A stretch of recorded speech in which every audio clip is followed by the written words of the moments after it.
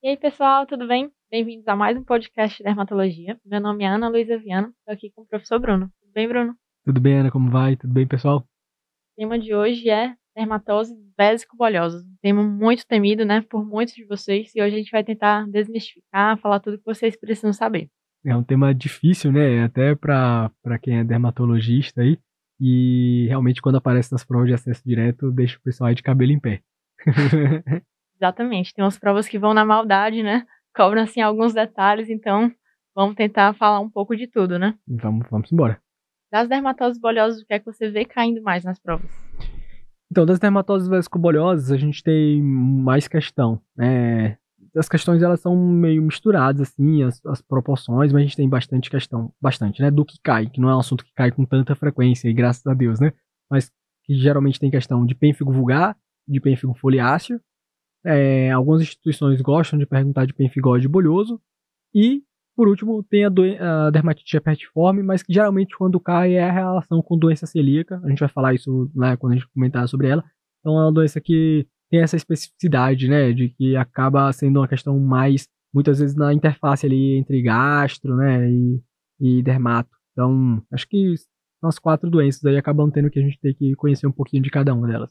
Boa parte das questões bota todas essas doenças como os itens, né, e aí realmente é importante vocês saberem um pouco sobre cada uma para poderem saber o que é que tá lá nos itens e conseguirem acertar a alternativa correta. Isso, exatamente. Então, para eles começarem a entender, né, vocês vão ter que, para quem não assistiu a nossa aula de histologia, tinha que ter assistido para poder entender um pouco mais, mas a gente vai revisar então um pouco para falar, para vocês entenderem onde que essas doenças vão atuar. Elas são doenças autoimunes, vão ter realmente um local específico onde cada uma vai atuar e é importante eles conhecerem um pouco sobre essa estrutura para conseguirem acertar, né. Então explica para eles, Bruno, o que é que eles precisam saber sobre essas bases. Então, como a gente tinha comentado, né, na nossa aula, a gente precisa lembrar que os queratinócitos são a principal célula constituinte da epiderme. E esses queratinócitos, eles precisam estar colados, tá, ajustados um com o outro ali. E o que mantém esses queratinócitos aderidos uns aos outros são os desmossomos. São essas estruturas chamadas de desmossomos, que é como se fosse o cimento. Foi isso que esse termo que a gente utilizou, que mantém unido um ao outro. E quando esse cimento, digamos assim, ele não está bem aderido, o que ocorre ali é que esses queratinócitos se soltam e formam as bolhas, né? E aí, a constituição desse cimento, desses desmossomos aí, é formado principalmente pelas proteínas chamadas de desmogleínas. Então, essas desmogleínas são a principal constituinte, né, dos desmossomos, ou seja, o que mantém os queratinócitos aderidos. Agora, existem duas desmogleínas aí principais na epiderme, a desmogleína do tipo 1 e a desmogleína do tipo 3. E elas vão predominar, cada uma delas, em um local da epiderme mais específico, né? A desmogleína 1, ela vai estar mais superior, ou seja, ali na camada granulosa, né, logo abaixo da camada córnea, enquanto que a desmogleína do tipo 3, ela vai estar mais localizada ali na camada suprabasal, né, logo após a camada basal. E além disso, é importante lembrar que a desmogleína 3, ela tem um papel fundamental de adesão tanto na pele quanto nas mucosas. E por que que a gente está falando isso? Porque quando a gente falar das doenças lá, das doenças bolhosas, a gente vai ter que retomar novamente essa discussão, né?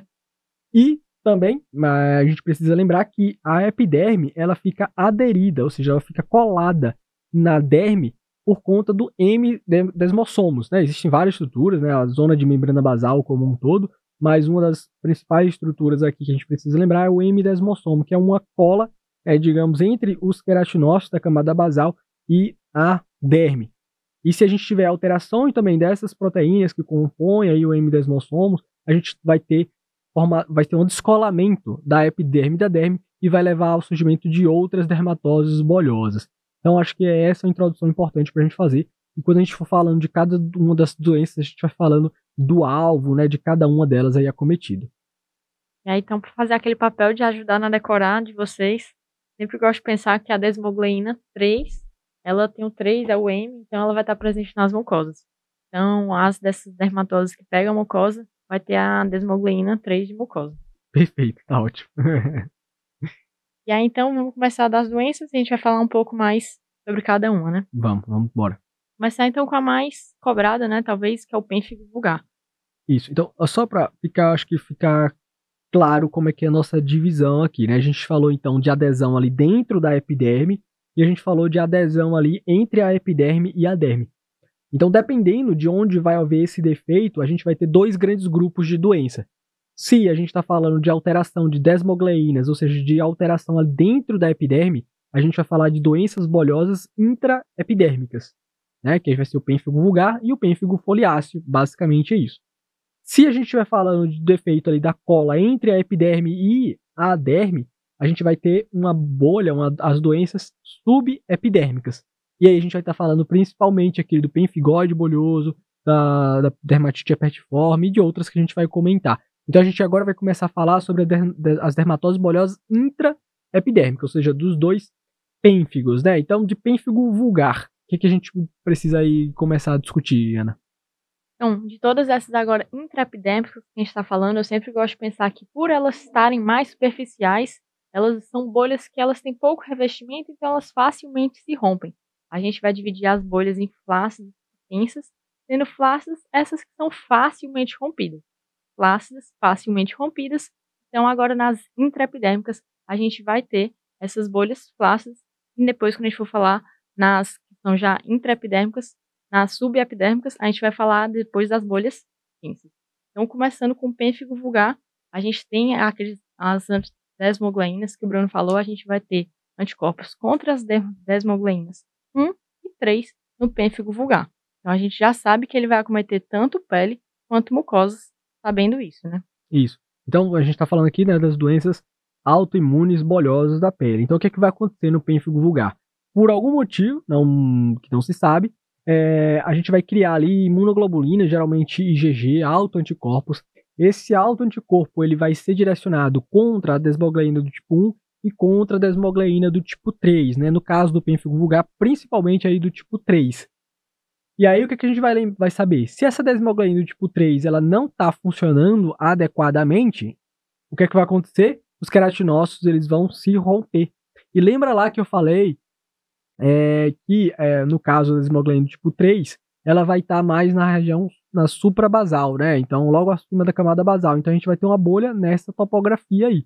E como a Ana falou também, e eu tinha comentado anteriormente, ela é importante na mucosa também. Então, no pênfigo vulgar, a gente vai ter acometimento tanto da pele quanto das mucosas. E aí, do ponto de vista clínico, né, para as questões, o que o examinador vai chamar a sua atenção para você fazer diagnóstico de pênfigo vulgar? Justamente essas bolhas flácidas e já áreas exulceradas. De novo, lembrando a nossa aula de lesões alimentares que a gente falou, que é comentar muito, exulceração já vai ser quando a gente tem aquela solução de continuidade e tem uma perda da epiderme, justamente por causa do rompimento dessas bolhas. Então, a gente vai ter o quadro do paciente, o quadro clínico. Bolhas flácidas ou exulcerações em mucosa, principalmente oral, distribuídas ao longo do corpo. Lesões geralmente dolorosas. Isso. Então, geralmente, o paciente ele começa com um quadro de erosões nas mucosas, principalmente na mucosa oral, e depois, ali, de alguns dias, às vezes até meses, ele começa a ter essas bolhas flácidas que rompem facilmente, né, e acometendo o restante do corpo, né? Mas é mais importante aí lembrar essa ordem, né, de bolhas e erosões nas mucosas e depois essas bolhas flácidas aí pelo corpo. Geralmente, as questões de pênfigo vulgar tem essa característica. E existem os sinais semiológicos que a gente precisa saber aqui no caso dos pênfigos, né? Nós temos dois sinais semiológicos, que é o sinal de Nikolsky e o sinal de Asboy-Hansen, né? O que é o sinal de Nikolsky, então, aí, Ana? No sinal de Nikolsky, a gente tem um descolamento da epiderme, né? Então, eu consigo, ao estender a minha pele mesmo, eu consigo ver realmente esse descolamento. O outro sinal que a gente vai ter é o de Asboy-Hansen. Já no de Asboy-Hansen, eu vou meio que apertar a minha bolha e aí você vai ver esse descolamento adjacente, né? Junto da minha bolha, ela vai estar crescendo. Isso, exatamente. Então, esses dois sinais, principalmente o Nikolsky, aí precisa lembrar. Mas só fazendo um parênteses, né? É bom lembrar que o sinal de Nikolsky não é patognomônico aqui de nenhuma doença, né? Então, a gente vai ter ele tanto no pênfigo vulgar quanto no pênfigo foliáceo, que a gente vai falar mais para frente, mas outras doenças aí também podem ter sinal de Nikolsky, né, que é síndrome de Steven-Johnson, necrólise epidérmica tóxica, que a gente trata na aula de farmacodermias, e síndrome da pele escaldada, estafilocócica, que a gente trata na aula de infecções bacterianas, piodermites também. Então, essas outras doenças aí podem ter sinal de Nikolsky, que é realmente quando você faz a tração da pele levemente lateral, ela descola, né? Então, precisa lembrar desses sinais aí, sabendo que eles não são patognomônicos, mas que ajudam muito a fazer o nosso diagnóstico. E essas outras doenças também geralmente vão estar nos diagnósticos diferenciais, né, dessas doenças bolhosas, vão estar nos outros itens das questões que tratam sobre esses temas.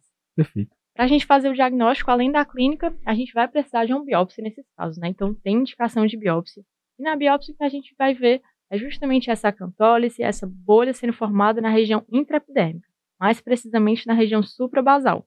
Então, na parte inferior da minha epiderme, eu tenho essa formação de bolha. Então, o histopatológico, né, a gente, na maioria das vezes, não precisa memorizar, né, mas no caso das dermatoses vesicobolhosas, precisa saber, né? Por quê? Porque as questões, elas cobram isso, né? Elas cobram tanto a questão do histopatológico, quanto da imunofluorescência direta, que a gente vai explicar logo em seguida, né? Então, é muito importante que fique claro aqui. Mas que eu acho que com essa explicação que a gente fez, não fica tão difícil de lembrar. Por quê? Porque, de novo, eu vou chamar a atenção aqui que a desmogleína mais acometida é a 3, ela fica principalmente na região suprabasal, onde vai ter a formação da bolha, vai ser na região suprabasal, no caso do pênfigo vulgar. É principalmente isso que a gente precisa memorizar, né? Lembrando que a camada basal é a que está na base da epiderme, né? Então vai ser minha camada mais inferior da epiderme. Exato. Aí outro exame que também a gente precisa, né, para fazer o diagnóstico, com certeza, vai ser a imunofluorescência direta nesse caso, né? Como é que é o padrão? Então, o que é a imunofluorescência direta, né? A imunofluorescência direta é um exame que a gente faz para tentar detectar, falando da imunofluorescência direta da pele, né? Funciona para os outros órgãos assim, mas para a pele, a gente quer detectar se há a presença de autoanticorpos na pele. Então a gente vai jogar um marcador na pele do paciente, na biópsia de pele, né, na peça cirúrgica ali, para saber se há autoanticorpo. Como aqui a gente está falando de doenças bolhosas, né, autoimunes, então a gente vai ter imunofluorescências diretas positivas. Por isso que todas essas doenças aqui a gente vai ter uma imunofluorescência direta positiva. O que a gente precisa saber é qual o padrão que ela se apresenta. No caso do pênfigo vulgar aqui, como a gente tem autoanticorpo aí contra a desmogleína 1, contra a desmogleína do tipo 3, o que a gente vai ver é um padrão de positividade difuso pela epiderme ali, porque está cheio, está lotado de autoanticorpo, né, contra as desmogleínas, né? Então, principalmente, aí, como a gente falou, de IgG, de imunoglobulina G. Principalmente isso assim, que a gente precisa memorizar. Falando para quem não tem a mínima noção de como vocês vão reconhecer na prova, vai ser aquela imagem verde, assim, a gente vai ver um verde fluorescente realmente nas áreas de positividade, vai ser as áreas que eu vou ter um anticorpo correspondente. Exato. E aí, de tratamento agora, né, o pênfigo é uma doença grave, é uma das doenças da dermato que realmente a gente tem que ter cuidado. Esse paciente pode ter internação, pode levar a altas taxas de mortalidade. E aqui a gente tem a nossa arma de sempre, né, corticoide, uma bela prednisona sistêmica, aqui em doses já imunossupressoras de 1 mg/kg, só para vocês terem realmente noção, vai ser a principal medicação utilizada. Né? Isso, a gente tem que imunossuprimir o paciente, né? Vai fazer aí com um corticoide em altas doses, com outros imunossupressores, e mais recentemente a gente pode utilizar o rituximab, que é um anticorpo monoclonal anti-CD20, também utilizado aí com ótimos resultados para o pênfigo vulgar. Só lembrar realmente também aquela coisa, né? Que sempre que a gente faz imunossupressão paciente, principalmente com corticoide em altas doses, lembrar de a gente fazer tratamento para estrongiloides, né? Para evitar superinfecção, a gente tem que dar ivermectina, lembrar da osteoporose, que esses pacientes podem ter também a longo prazo, então a gente sempre faz administração de cálcio e vitamina D aí para esses pacientes também. Então, de pênfigo, acho que a gente comentou tudo. Para resumir, o padrão mesmo do pênfigo que vocês precisam saber são essas bolhas suprabasais. Então, essas bolhas flácidas que vão acometer inicialmente mucosas e depois pele. Então, assim, vocês vão acertar maioria das questões de pênfigo vulgar. E agora a gente precisa falar um pouco sobre o diagnóstico diferencial de pênfigo vulgar, que é o pênfigo foliáceo, né? O pênfigo foliáceo a gente também vai ter essa outra dermatose intraepidérmica, e a gente aqui vai dividir em 2 subtipos. Eu tenho o endêmico, que é o chamado fogo selvagem, e eu tenho o esporádico. O mais comum que a gente vai ter é o endêmico, que é realmente esse mais popularmente conhecido como fogo selvagem. Perfeito. E o casinave, né? Que é o esporádico. Perfeito. No caso aqui do pênfigo foliáceo, aí a gente só vai ter uma desmogleína que é acometida. O que, é que vai acontecer na fisiopatologia, então? A gente vai ter aqui autoanticorpos IgG contra a desmogleína do tipo 1. Então sai da jogada aqui a desmogleína do tipo 3. Então só a desmogleína do tipo 1 que vai estar sendo acometida. E como a gente falou anteriormente, a desmogleína do tipo 1 ela tem pouca função nas mucosas e ela está localizada principalmente na camada granulosa ou ali subcórnea, né? Então bem mais alta lá do que a desmogleína do tipo 3. E isso então vai fazer com que a bolha aqui, a do pênfigo foliáceo, seja mais flácida ainda do que a do pênfigo vulgar, seja mais superficial ainda. Ela vai ser uma bolha que a gente chama de subcórnea, ou seja, logo abaixo da camada córnea. E aí, então, de clínica desse paciente vai ser, como a gente falou, é uma bolha ainda mais superficial, vai ser difícil da gente encontrar uma bolha realmente íntegra, né? Em geral, o paciente, o que ele vai ter são exulcerações, erosões, e até mesmo crostas recobrindo, podem estar distribuídas em todo o corpo, mas, mais uma vez, ele poupa a mucosa, não pega a mucosa, o pênfigo foliáceo, e é nisso que vocês vão conseguir diferenciar na maioria das questões. Exatamente, acho que essa informação mais importante aí. Se você vê que é uma questão com bolha flácida, né, pega a mucosa, vai ser pênfigo vulgar. Bolha flácida que poupa a mucosa vai ser uma questão de pênfigo foliáceo, né? Então, isso ajuda muito aí você diferenciar uma da outra. Agora, mais uma vez, para o nosso diagnóstico, a gente precisa de uma avaliação patológica, né? Fazer uma biópsia realmente da lesão e a gente vai ver essa bolha de novo subcórnea, né? Que é nas camadas mais superficiais da epiderme. E aí, novamente, a gente pode recorrer à imunofluorescência direta, né? Como a gente já explicou. E aqui a gente já vai ver uma fluorescência, aquele brilho, mais nas camadas superiores da epiderme.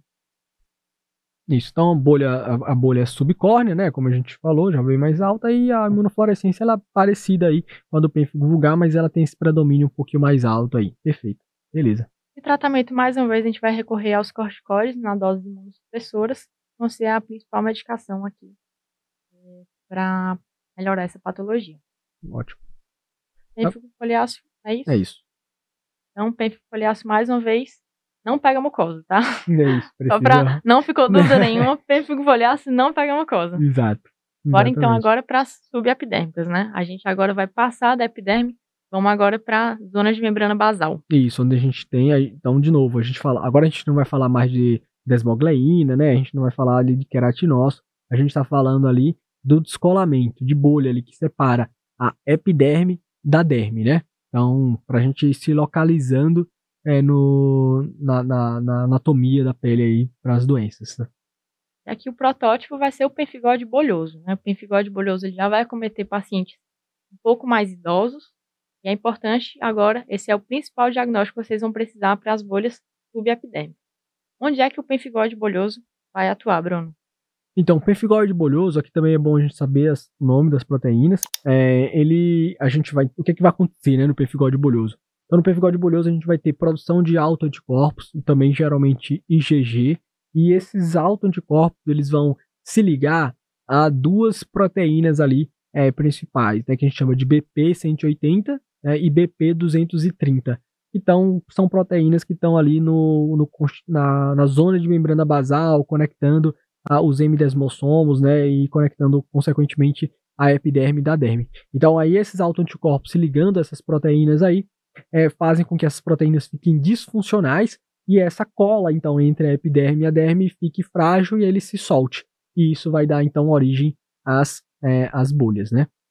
E aí, de clínica, então, muitas vezes, na verdade, nem vai começar com esse quadro de bolhas, né? O paciente muitas vezes vai começar com prurido generalizado. Então, uma das causas de prurido dos idosos também pode começar com lesões urticadas. Aquelas lesões que são placas eritemato-edematosas, que a gente já falou também. Então, muitas vezes o paciente começa com prurido e lesões urticadas, até que surgem aquelas bolhas agora não mais flácidas, agora as bolhas tensas, né? A gente consegue realmente ver a bolha. Já que não são mais intraepidérmicas, a gente agora não vai ver mais aqueles sinais de Nikolsky, de Asbow e Hansen. Perfeito. Então, o padrão lá das questões de pemphigoide bolhoso é um paciente idoso, então ela é a dermatose bolhosa mais comum em idoso, então vai ser um paciente idoso que vai ter bolhas tensas localizadas principalmente nas áreas flexurais, né? Então, memoriza isso, tá? Bolha tensa em idoso nas áreas flexurais. O que é a área flexural? Perto da axila, perto das virilhas, né? Principalmente aí. Essa é a grande marca aí do pemphigoide bolhoso, principalmente para as provas de residência médica. Já na histopatologia, o que a gente vai ver agora, então, realmente são essas bolhas subepidérmicas. E também, para vocês saberem, eu posso ter alguns eosinófilos, infiltrados de eosinófilos no meu histopatológico. Já na imunofluorescência. Já na imunofluorescência, é só a gente pensar. A gente falou dos pênfigos lá, no acometimento intraepidérmico, agora no pemphigoide bolhoso, esses autoanticorpos estão aonde? Na zona de membrana basal, ou seja, ali na transição entre a epiderme e a derme. Vai ter um depósito linear ali de IgG, né, ao longo da zona de membrana basal. Esse aí é a imunofluorescência do pemphigoide bolhoso. De tratamento, mais uma vez, vai ser prednisona. Todas essas dermatoses bolhosas, essas três em especial, a gente vai usar muito prednisona, mas aqui acho que é legal a gente citar também a doxiciclina. Sim, a doxiciclina, o antibiótico, ele também tem uma propriedade anti-inflamatória, então ele está sendo bastante utilizado atualmente para o pemphigoide bolhoso. Correto. Pemphigoide bolhoso, acho que é mais ou menos isso, né? Uhum. Acho que vale a gente citar só as outras formas de pemphigoide, só mesmo para vocês já terem ouvido falar. Existe um pemphigoide gestacional, que acomete gestantes, né? E existe o pemphigoide de membranas mucosas, e ele vai se restringir ao acometimento de mucosas. São mais raros, acho que não precisam vocês se detalharem tanto, não costumam cair nas provas, mas se vocês virem dentre os itens das respostas, para vocês saberem, já teriam ouvido falar. Beleza. Vamos então para a próxima, então, dermatite herpetiforme, né? Dermatite herpetiforme, então a gente continua falando das dermatoses vesicobolhosas autoimunes, né, subepidérmicas. Dermatite herpetiforme ela tem algumas características importantes, né? Uma é que ela acomete geralmente adultos mais jovens, né? E o ponto principal, como adiantei no começo da nossa discussão, o ponto principal aí que a gente precisa falar é da associação da dermatite herpetiforme com doença celíaca, né? Então isso é fundamental ter essa informação aí. Então, um paciente que tem dermatite herpetiforme, muitas vezes, na maioria das vezes, ele vai ter ali alguma sensibilidade ao glúten, né? Então, precisa lembrar, fazer essa associação aí. A grande maioria dos pacientes vai ter essa associação, mas não são tantos, assim, cerca de 20% que já vai ter uma representação clínica de doença celíaca de fato. Mas o tratamento, já adiantando, tem que fazer essa exclusão do glúten na dieta sempre. E clínica, então, por ser subepidérmica, né, a gente vai ter essas bolhas mais tensas e o local de acometimento, como o Bruno falou, é mais típico, né? Aqui a gente vai ter principalmente acometendo região de cotovelo, lembrem disso. Acho que é o local mais clássico, mas também joelhos, regiões de glúteo também pode cair. Então, aí para ficar mais fácil, né? Na verdade é só a gente recorrer ao nome, né? Por que é herpetiforme? Porque ele tem uma forma semelhante ao herpes. E todo mundo sabe a descrição do herpes, né? Qual que é a descrição de herpes? Vesículas agrupadas sobre uma base eritematosa, né? Então, o que acontece na dermatite herpetiforme é justamente isso. Elas vão ser algumas vesículas ali agrupadas com eritema, só que o local de acometimento é justamente esse que a Ana falou anteriormente, né? Cotovelos e joelhos, principalmente, né? A região lombar pode estar acometido ali também. Só que como ela é uma doença das bolhosas, que é uma das que mais coçam, né? Ela é extremamente pruriginosa, muitas vezes a gente vai ver só escoriação nesses locais aí, porque de tanto o paciente coçar, ele acaba machucando as vesículas, as bolhas que tem ali, e aí só vai ter a escoriação, né? Mas para lembrar aí o porquê do nome, acho que fica mais fácil a gente memorizar a apresentação clínica desses pacientes. Então, adultos jovens, muitas vezes com sintomas, né, de doença celíaca, pode ter, com essas vesículas pruriginosas aí nos joelhos e cotovelos. Então é o que eles precisam saber, né? O que vai cair em geral é essa identificação. Isso. Tanto a parte do histopatológico quanto a imunofluorescência aqui é pouco provável que seja perguntado, mas, bom, você já sabe, a gente está falando de doenças subepidérmicas, então na biópsia de pele a gente vai ter uma bolha subepidérmica, aqui com muito neutrófilo, e do ponto de vista de imunofluorescência, de lembrar que tem depósito de IgA. Aqui a imunoglobulina muda, né? A IgA. Por que IgA? Porque se lembrar lá também da doença celíaca, a gente vai ver IgA transglutaminase, IgA, o anti-endomísio, muitas vezes é anti-IgA. Então a doença, a imunoglobulina relacionada aqui com a dermatite aportiforme é a IgA.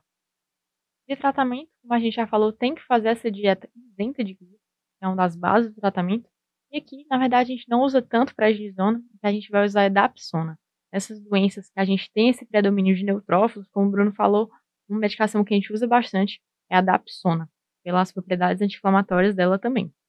Eu acho legal vocês saberem quanto à dapsona sobre a questão da hemólise que ela pode causar. Então, sempre que a gente for introduzir uma dapsona para o paciente, a gente tem que fazer a pesquisa do G6PD. Então, se vocês virem em alguma questão, vocês já saibam que a gente tem que pedir o G6PD, que é para evitar a hemólise se o paciente for deficiente.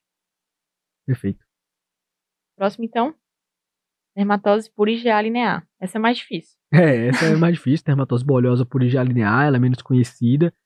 E, felizmente, também não é muito cobrada nas provas, às vezes aparece ali nos diagnósticos diferenciais, e por isso que a gente precisa memorizar.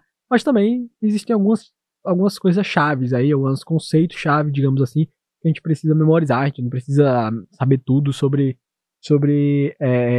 essa doença, né? Se cair essa doença e você nos escutar, acho que você vai acertar. Então, preste atenção que é isso que vai cair se cair essa questão, né? Isso. Ela pode acometer crianças, acho que isso é um grande diferencial. Todas as outras que a gente falou não costumam acometer crianças, então ela tem essa forma da infância e tem a forma também de acometer adultos. E o clássico da IgA linear, né? É uma lesão bonita de se ver, vai ser aquela forma mais em roseta, né? A gente vai ver realmente bolhas agrupadas formando esse padrão de roseta. Isso, que é um padrão que não é todo mundo que sabe o que é roseta, eu mesmo tenho dificuldade. Vamos explicar então. Mas que é um padrão anular, digamos assim, né? Tá. Mas fica então uma rosinha, realmente várias bolhas ao redor. E realmente você, se na prova falar sobre isso, ou tiver uma imagem sobre isso, provavelmente vai ser IgA linear. Isso. E aí o que precisa memorizar também é que ela está muito associada à vancomicina, né? Então, dermatose bolhosa por IgA linear está intimamente relacionado ao uso da vancomicina. Então é comum, quando a gente pega esses pacientes, esses casos, é um paciente que estava internado por algum quadro de estafilococcía, está fazendo uso de vancomicina e aí desenvolve essa doença. Então é importante saber isso, porque o tratamento vai consistir justamente na suspensão aí da vancomicina, muitas vezes é suficiente para eliminar ali a doença, né?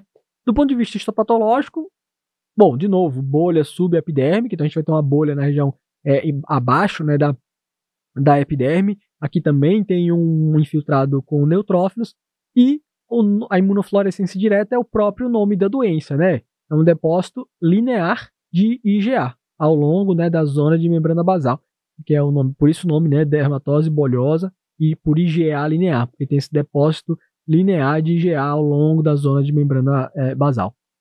Quanto ao tratamento, justamente se for induzido por vancomicina, a suspensão da vancomicina, se não for associado, como a gente falou, que é uma doença neutrofílica, a gente, de novo, pode usar a dapsona. Pronto, IgA linear, então, assim eles vão gabaritar, com certeza, o que cair. Exato. Então, mais um que a gente precisa comentar um pouco é o lúpus bolhoso, né? Outra entidade rara também, mas que com alguns pontos chaves, se cair, vocês vão, na verdade, agradecer por ter caído. Eu acho que o lúpus bolhoso, que a gente, assim, lá a gente não discute aqui, né, no Estratégia Med, a parte de lúpus ali é da reumatologia, né? Mas basicamente o que a gente precisa lembrar do lúpus bolhoso é que ele é uma forma de acometimento cutâneo do lúpus sistêmico. Então, para ter diagnóstico de lúpus bolhoso, obrigatoriamente o paciente tem que ter lúpus eritematoso sistêmico para encher os critérios. E aí ele vai ter várias bolhas tensas, geralmente um quadro de bolhas tensas disseminadas aí pelo corpo, né? Principalmente isso, né? Saber um quadro de lúpus sistêmico também tem bolha. E tem bolha disseminada. Sempre associado ao lúpus sistêmico. Exato, exatamente. É o que vocês precisam saber de lúpus. É isso.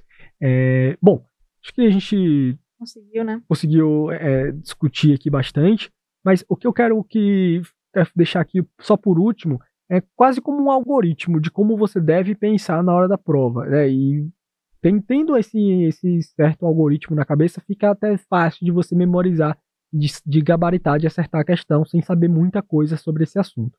Que é o seguinte: você olha para uma questão e a questão está descrevendo que o paciente tem bolhas na pele, beleza, você vai abrir a caixa das doenças vesicoboliosas, certo? Aí você precisa analisar o primeiro ponto aí, é o quê? O examinador está me descrevendo bolha tensa ou bolha flácida? Se ele estiver descrevendo bolha flácida, ele está falando de doença bolhosa intraepidérmica, ou seja, ele está falando de pênfigo vulgar ou pênfigo foliáceo. Aí você vai olhar se tem mucosa acometida. Se tiver mucosa acometida, é pênfigo vulgar. Se não tiver mucosa acometida, é pênfigo foliáceo. Pronto, acabou. Se ele estiver falando de bolha tensa, aí você vai olhar o seguinte: é idoso e está falando de lesão na área flexural, então é pemphigoide bolhoso. É adulto mais jovem e tem alguma coisa de doença celíaca, é dermatite herpetiforme. Né? Ou ele tem, por exemplo, tá fazendo uso de vancomicina lá, é dermatose bolhosa por IgA linear. É basicamente isso. Se você memorizar, tiver uma ideia disso, com certeza você vai acertar a questão, ainda que não saiba muitas vezes a imunofluorescência, a biópsia, etc. Né? Acho que isso resume aí tudo que você precisa saber dessa nossa discussão. A maioria das questões aí eles vão acertar. Com certeza, não tenho dúvida. Se pegar, treinar isso aí com 10 questões ali, que tenha esse tipo de raciocínio, vai acertar aí mais de 90% das questões, não tenho dúvida nenhuma. Quem quiser revisar e ver um material escrito, no final da nossa apostila, do nosso livro digital, tem também lá uma tabela comparando cada uma, que é bem legal para vocês verem também. Beleza. Concluímos mais um tema, então. Muito obrigada a quem assistiu. Fiquem ligados, então, nos próximos temas do nosso podcast. Um forte abraço e até a próxima. Tchau, tchau.